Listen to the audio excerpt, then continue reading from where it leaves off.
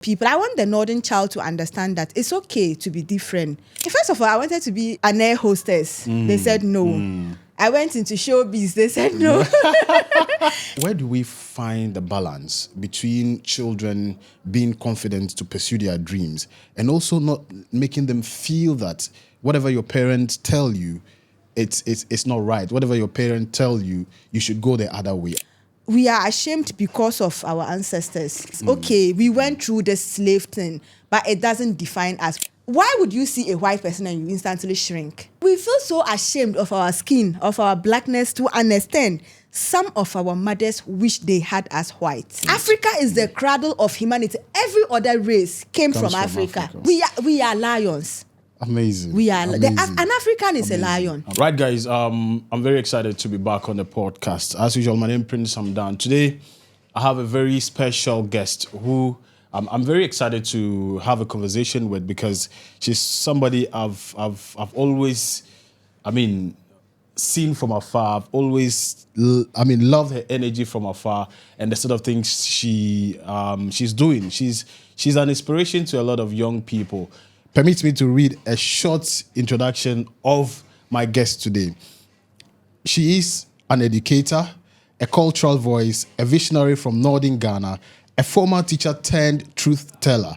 She now leads a global movement of African remembrance, healing, and pride, unashamed in her soul's fire in print, calling her generation to rise, remember, and reclaim their name. That is the person of Abubakar Berau Mbangba.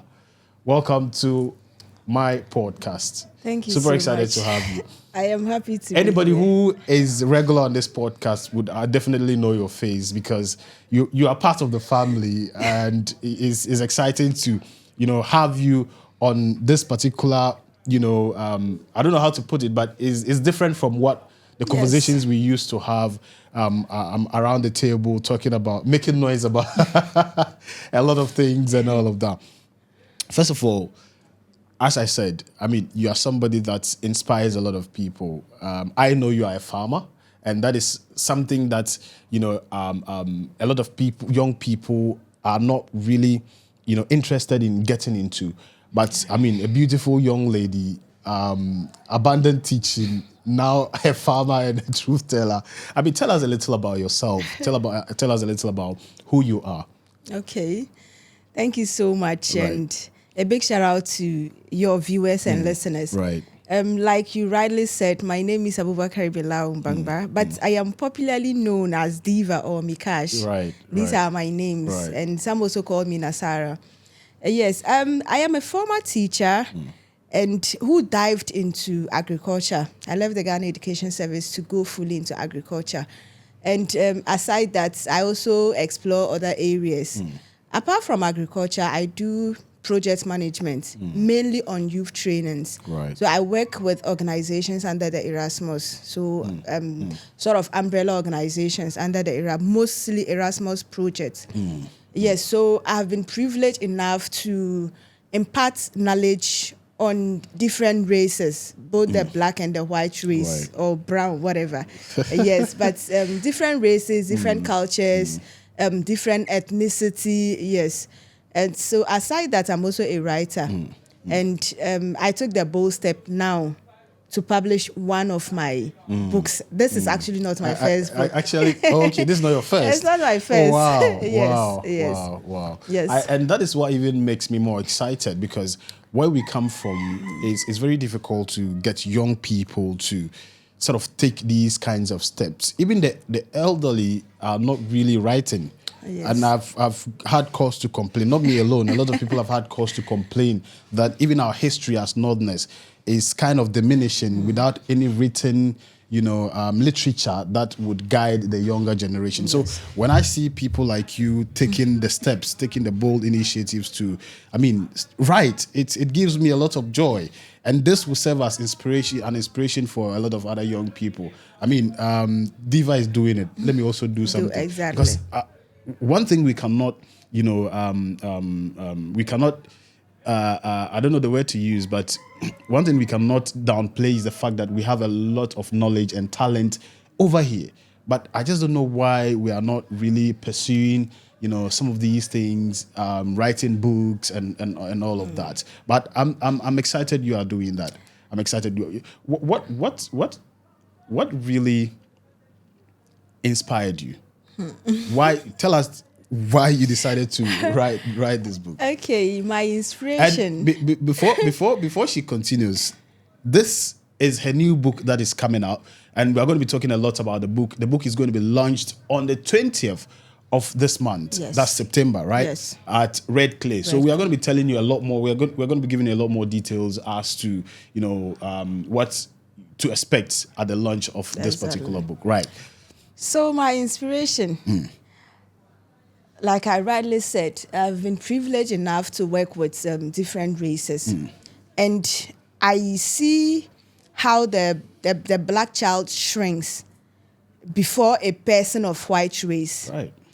Aside that, I also got most of my inspiration from Tamale here. So even if you open the book, you would see this. I can't wait to read, man. I got most of my inspiration from Tamale here. Yeah. Because as a black child, a Dagomba child growing up in Tamale, I think I was a very curious kid. When I was a child, I was very curious. I used to ask a lot of questions, and most of the times I got shut up. Right. Yes. So, and I just needed answers to some of these things.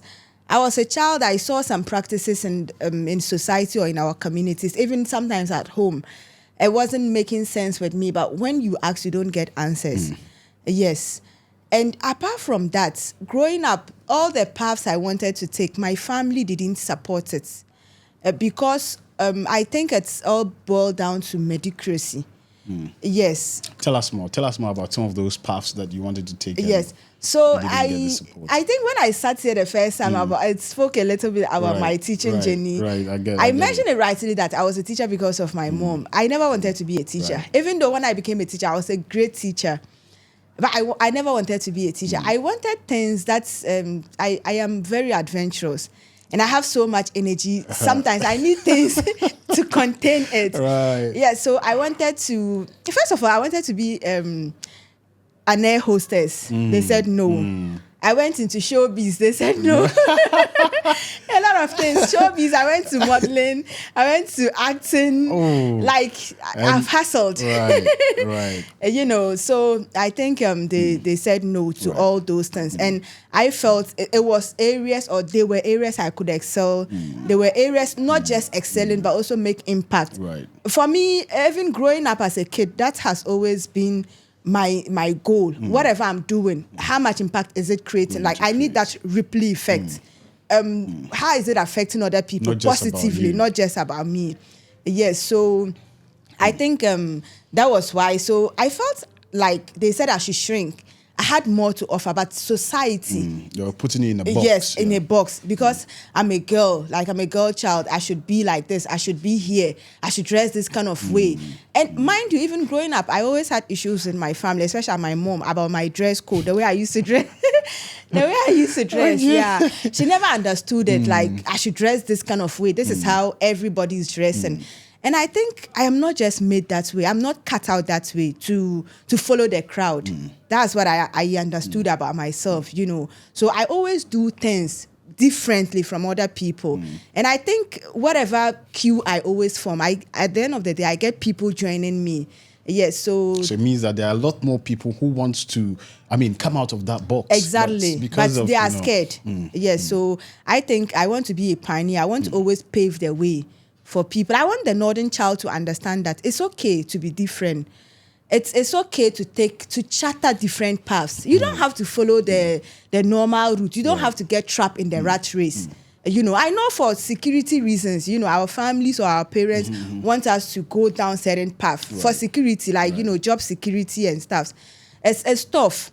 I'm not even going to lie. It's tough. But no matter what you do, this is one thing I've understood. No matter the path you've taken, it's always going to be tough. So just choose what you think would bring you fulfillment. So I think that is why I am on this particular path. And I think with regards to the issue of following some orthodox ways, for me, it's not always yes, you might say you want to, have job security, but at the end of the day, you are limiting yourself to what could be. We've seen people like become millionaires, billionaires, just by exploring their own. And I think it's something we need to focus a lot more on, because if you look at this part of the world, it looks like we are a bit laid back when it comes to exploring, when it comes to finding other ways of doing things. And I'm excited. You are pioneering that. You are finding the way, and you are taking other people along. And I think it's very important, because what I do myself. I am one of those people who don't believe in the regular way of doing things. I just want to explore. I want to do other things, and at the end of the day, it's more fulfilling, and it's very fulfilling. And I think we should inspire more young people to take exactly that. The point. And I remember recently I was making a point that there've been a lot of establishments of hubs, just like what you do. And I think it has inspired a lot of young people to think differently. Now you see, even if somebody's a teacher, but they are doing something on the side, before you realize, they'll continue what they are doing and then leave the. So I think it's not to say teaching is bad. Everybody has what they want to do. Exactly. So if you want to be a teacher, that's good. If you want to be a farmer, that's good. It's okay to be on those paths. Right. It's okay, but just be innovative about it. Right. And that is the point. When you are just doing something for the sake of doing it, you cannot be innovative. But when you truly love it, we've seen teachers who, through their innovations, have become very popular on social media and other places. Exactly. But that's because they love what they do. Exactly. So you have to find what you. So passion also contributes. Plays a huge. But let me take you back. How did the resistance of your parents actually affect your journey? Or inspired your journey? Don't do this, you want to do it. Don't do this, you want to do it. Is it part of the reasons why you are doing what you are doing today? I think so. Yes, I think so. When I was very little, I think I listened so much to them. But when I became an adult, Takashi, you still go there. When I became an adult, I said, no, I am not going to do this. This is my life, and this is my journey. I am walking this path. Right. This is me. I don't have to live for you. And I think every parent should raise their children this way. To be I know most parents have their dreams and goals. And it all boils down to clipping the wings of your child. Right. Our parents also, they had things they wanted to do. And their parents stopped them from doing it. Now they are forcing those goals on us. And it looks like that is the right way to do it. Exactly. Things, So I am doing this. There's no way. Once I am alive, I am going to achieve all the goals I've set for myself, all my dreams. I'm going to see it materialize. This is what I've set for myself. I've seen this vision in my mind, and I'm going to bring it to life. Wow. I am not going to wait to have my kids. That's I'm not going to wait to have my kids and force it down on my kids, because I saw this vision and I really wanted to do it. Allow them to also have their own visions. Allow them to have their own. So I think my parents, or even society, forcefully putting me in a particular box also gave me this energy. It's aura to aura. That's what we are serving now. That's what we are serving now. Aura to aura. Yes. So I think it just pushed me. Like, don't challenge me. Don't challenge me. Like, you can't do this or don't do this. I'm going to do it. That is just the kind of energy I have. Where do we find the balance between children being confident to pursue their dreams and also not making them feel that whatever your parents tell you, it's not right. Whatever your parents tell you, you should go the other way. And I think it is very important we find that balance. Yes. We're talking to a lot of young people. How do you find? And you see, one thing we don't realize is that young people are very vulnerable. What they listen goes a long way to affect their thinking and their behavior. So how do we find that balance so that tomorrow somebody doesn't wake up and your mother is even giving you a good advice and you feel that because you feel that, or because Diva said that you pursue your then you go. And I remember when I was a kid, I actually wanted to pursue football. I wanted to be a footballer. When I was in JHS, I actually wanted to stop school to pursue football. Wow. And when I grew up, I knew that would have been a big disaster, because going to or playing football doesn't mean you shouldn't go to school. To school. But in my mind, I was seeing like the vision, and I was thinking that, okay, I can go along to become a footballer, make a lot of money and all of that. But the road is not always as smooth as you think as a young child. Yes. How can we balance the... Okay, so where do we draw the line? Right. What you said about, stopping your education to pursue football, I think growing up, I nearly went down that path myself. After senior high school, I had a couple of issues with my results. So it required me to write the private exams. I think I wrote the private exams like twice, and I didn't still, got the right results to take me to the tertiary level. So I just got frustrated. I got depressed. I got stuck. Wow. I felt stuck Wow. because, I was a young person who saw my colleagues pursuing their education, their higher education. You also wanted to, Exactly. Like, this is a battle within every young person. Like, every young person is fighting a million battles within themselves. Career, relationships, everything. Even not intimate relationship, but platonic relationship with family members. Right.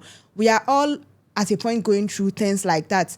And, just looking at your colleagues, people you sat in the same classroom with, and you knew your potential. We all know what we have in us. Every individual knows that. I know I was good in this place or this area, or I was better than this person. So I kept asking myself questions like, why are they pursuing their education and I'm just stuck here? Just because of a couple of problems or one problem with my results. Yes. Right.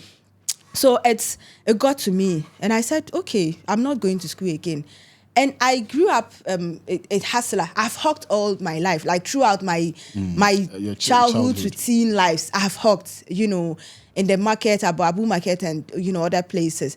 So I think I am a good business person. Yes, there's nothing I would sell and I wouldn't get market for that. Able to sell it, so I was making good money then. Even not going to school, I was still making good money. Like, I was in a couple of businesses and I was generating a lot of income from it. So my family kept looking at me, especially my brother. He looked at me and he thought I was wasting away.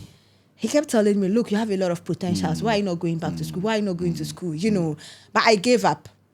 And I thought that was it for me. Yes. So where you draw the line is, we should understand that education is very important. Yes, education is very, very important. We have people who even go to school not just for the certificate, but to create network. Open your horizon. Exactly, and broaden your horizons. Right. So education is very important, and every child should understand that. You need to first of all get that education, because when you get the education, whatever you are doing excels. Right. Like it just falls in there. Right. I think also being a former teacher and having this experience from the Ghana Education Service, being able to meet diversity in people has also helped me on my journey. Wherever I go, I seem to just flow very well with people, and I think I got that from education as well. So that is where you draw the line. You should understand that education, first and foremost, is important. You have to get the education.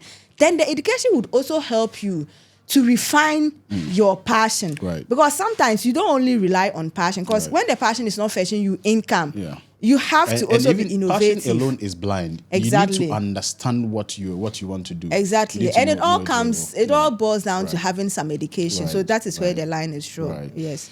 Amazing. And I also think that, sometimes as young people, we need to listen keenly.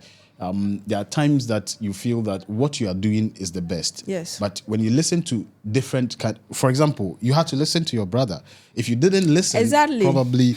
So it's not always that what your parents tell you, it's not always that it's wrong. No. So sometimes you, as a young person, have to listen. Yes. And find a level playing ground where you can still pursue your passion and still, important. Because life is such that it's very difficult to know what is going to come in the next few future. And also let me just add a little bit to this leveling ground thing.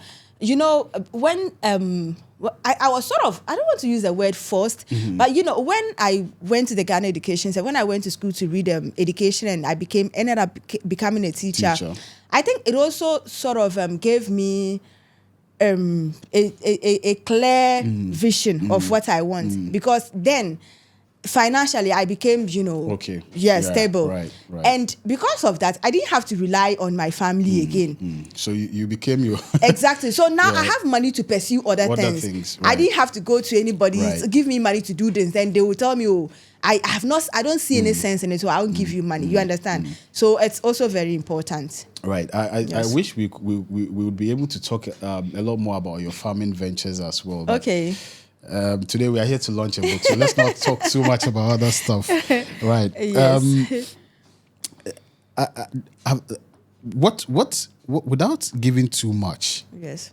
can you share with us what is in this book? Why should somebody read this book? Okay. Unashamed. Unashamed. The African shame that never spoke. Wow. Yes. The African shame that never spoke. Wow. That's deep. Yes. That's deep. Yes. Can you tell us about the title? Why Unashamed? Why Unashamed? And why the African shame that never spoke? Yes. I mean, untie it a little bit for us. Yes. So, like I rightly said, I've been privileged enough to work with different races, especially white race, and I see firsthand how the black person shrink before a white. Right. Yes, it drives me nuts. It pisses me off. And why must you shrink before another person because of their skin color? It's because we carry the shame in us, the shame of being black, the shame of not being enough. At a point, almost every black person feels that way. I am not enough. I have to constantly be excess. I need to do more. Prove something. To prove something. We are constantly proving. In schools, we have to prove. And I sat down, thought so much about it, and I realized that we are ashamed because of our ancestors. Yes. And why are we ashamed because of our ancestors? It's because of the slave trade, the slave chains. Everything about slavery. It's still not broken. Yes. Everything about slavery, it reduced the black man to nothing. These chains that they used to bond the black man, it reduced the black man to nothing, to nothingness. And I started asking myself, so why did they use the chains? They had guns, Why did they come? They didn't use the guns, weapons, and they used chains rather. Then I realized even at gunpoint, our ancestors refused to bow down. They refused to kneel. They refused to bend their knee. Why? Because of the pride, the African... The bravery. Right. The grit, the resilience. They had to use their chains.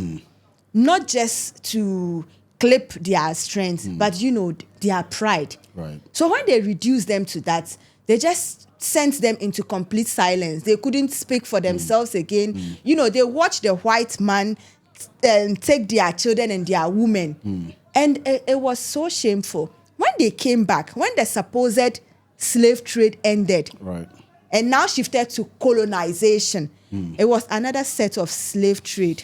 So they felt this shame within themselves. It was something they couldn't communicate with their children. They passed the silence down to their children. Because these were things like humiliations they went through. And they couldn't bring themselves to talk about it. You couldn't. It wasn't possible. Right. So it was just silence at homes. So they used the silence to raise their children. The children used it to raise the next generation. So they just kept on passing that silence. And the silence is just a shame. The shame of not being able to talk about certain things. Why is this thing happening? We can't. So they raised us that way in our homes. Our parents had a lot to say to us, but they couldn't bring themselves to say it. So that is why, and unashamed is, if you are making fun of me or about something, when we were kids growing up, there were nicknames we gave to each other, and when you want your nickname, a nickname they give you, if you want the nickname to die, call yourself by that nickname. It's just like about showing your scars. Don't hide it. Right. Once you show your scars, if you show it, then people stop making fun of you. So this is me showing the chains, the slave chains they use. And it's about accepting who you are. Exactly. Right. This is us. Okay, we went through the slave thing, but it doesn't define us. We still have that pride within us. So it's a shame. It's clandestine. It's silent, but it's lethal in the black person. Because why would you see a white person and you instantly shrink? Why? What's so special about them that you see them? The mentality, so it's just mindset. the slave chains are still in our brains. Like we still feel as if we are not enough. And this book is here to call out every African child, wherever you are. This is not just a Ghanaian or an African book. If you are a black person, even in the diaspora, any part of the world that you are, this book is an awakening. You know, it's a reminder to call you, to wake you up, to tell you about the greatness you are from. Yes, so that is why they're unashamed. I am unashamed of my blackness. This is me in my full glory. This is how I speak. I don't have to speak like any other person. This is me. This is my skin, and I love my skin. This is just me in full glory, and you know, and I am unashamed of that. Do you think we've been told so many lies that has actually gone into our heads? Exactly. To make us feel inferior, to make us feel, you know, unworthy of who we are. Because for me, this skin is so beautiful. This skin is so strong. Yeah. And I don't think any skin compares to this. So why should I feel ashamed of this? Prince, it's so unfortunate.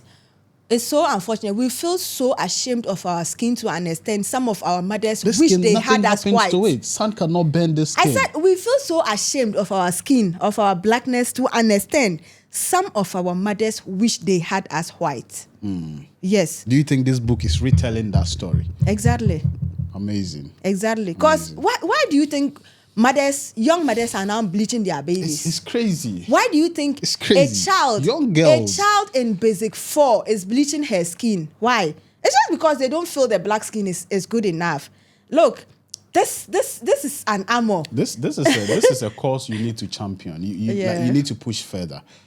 That is why this is not just a book, it's a movement. Beyond the book. Yes. We need to educate the children. We need to educate even the parents to understand that the skin you have is valuable. It's very important.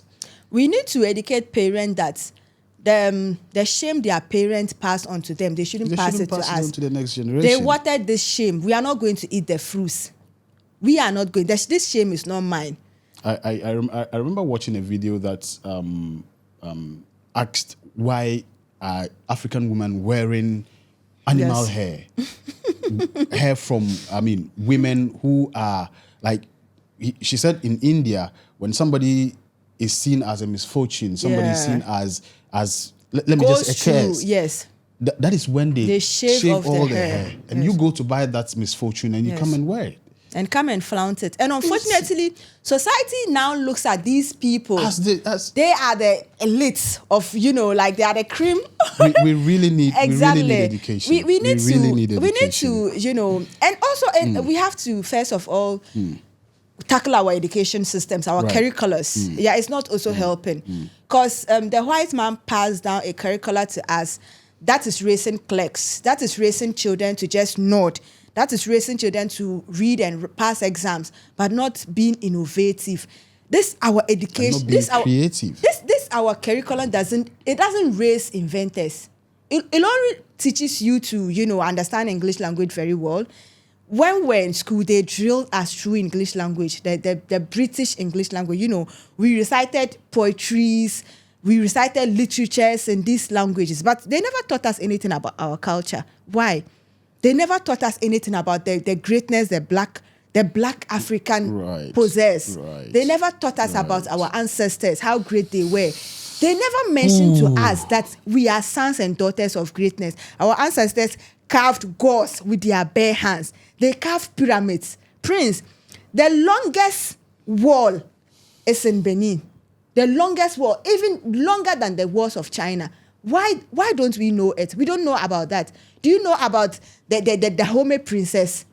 They were the Agoji princesses, the Agoji warriors. Like they were tough women, like with resilience and grit.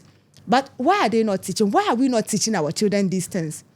We need to. We need to. And that is why this book is here. Absolutely amazing. Yes. And I love the I love the cover photo. I mean, it's clearly tells the entire story. Yes. And I mean, we are sons and daughters of greatness, of lions, of warriors.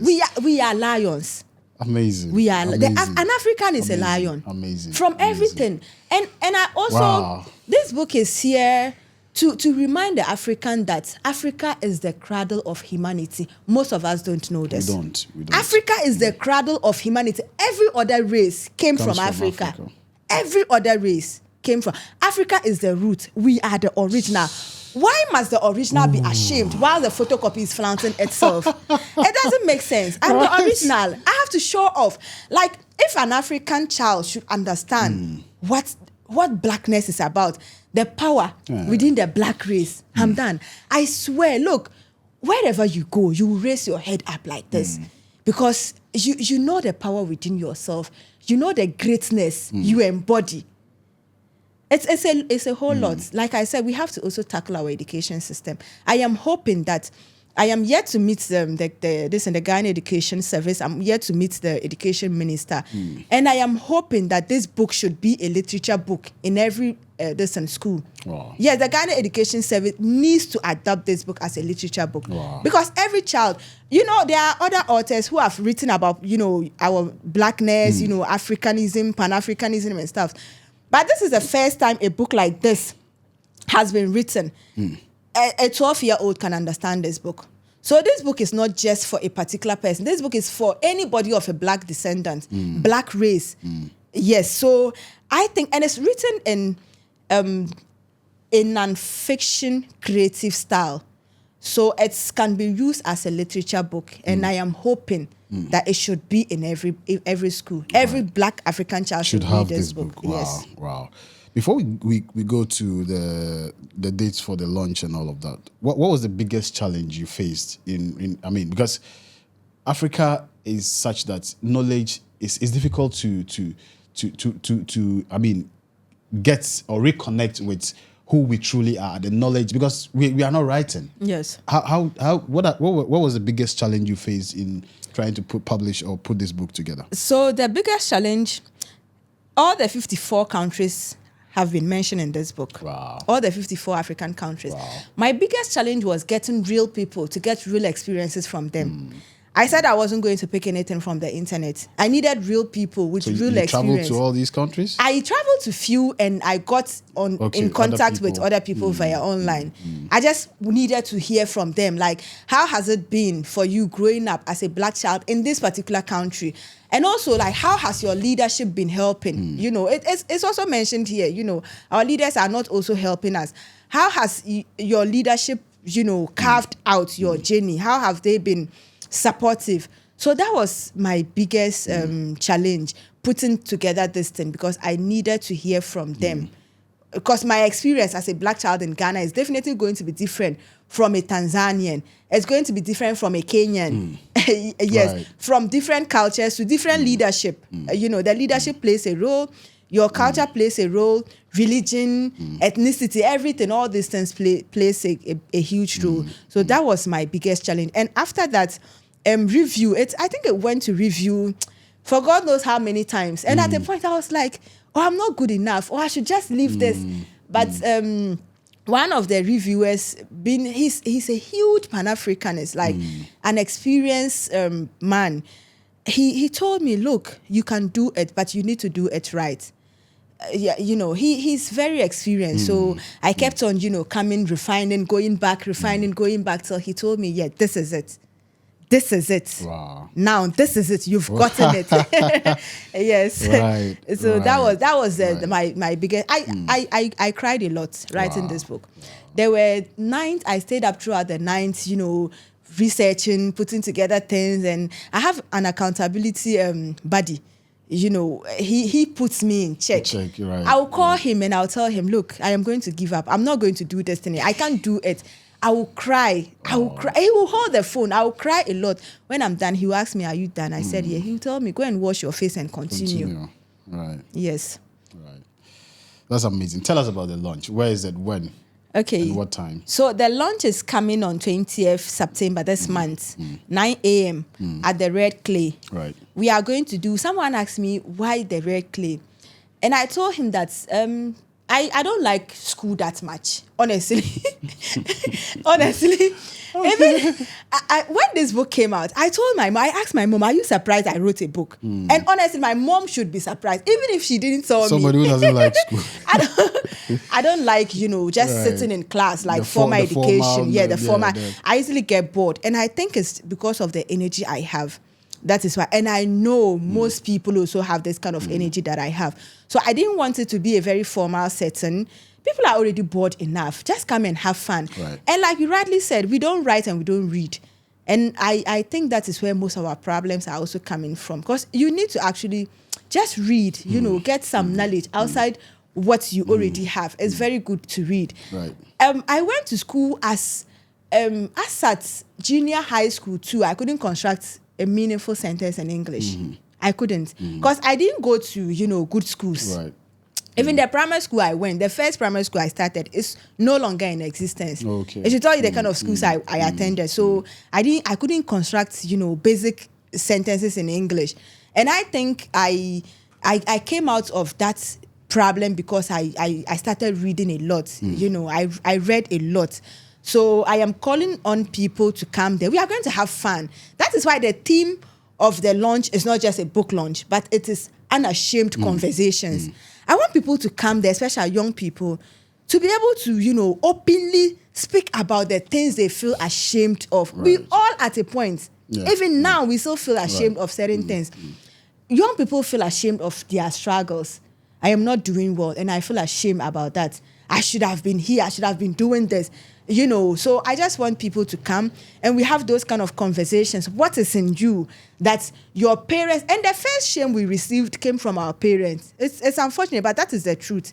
The first shame we all received came from our parents. So I want people to come and we'll debunk those things, right. Just come and have an open conversation. There's going to be music, there's going to be dance, there's going to be food, and, just casual conversations. Like, no adult. It's just us, young people. Just be free to talk about things you felt ashamed of. Things you wanted to do, but society asked you to shrink back. We also go through that. And I think it will be a forum for networking as well. Exactly, to be a forum. Who's going to be there? Who is going to... So we have some... we've invited some young people who are also doing well and paving paths for other young people. Samiha Yunus, she's doing an incredible job in her areas as well. She's the founder of Ilmiha. They are into this Kayayo initiative. Yes, and she's also the executive director of WASAC. She's going to be there. Chef Kadi herself is going to be there. She has experience in, our local... Exactly. So she's going to be there. Kenny Mama is going to be there to share her experience. She's very different from... when you see her, you see that she's very different. And I believe, her being different, her uniqueness has also given her some challenges, especially in Tamale here. So she's also going to be there to share her experiences. And, other young people, So people should just come, network. Come and network and, open your horizon. Yes. Like, it's very important. Sometimes you don't need to travel. You just need to read books. You just need to meet people, and you'll be on a path of greatness. And of course, myself, I'm going to be there. Of course. I am going to be there. If you are not there, who is going to be there? I have a lot of people reaching out to me. I recently did a Metro TV interview, and this portion got viral. I was sending them salutations to them.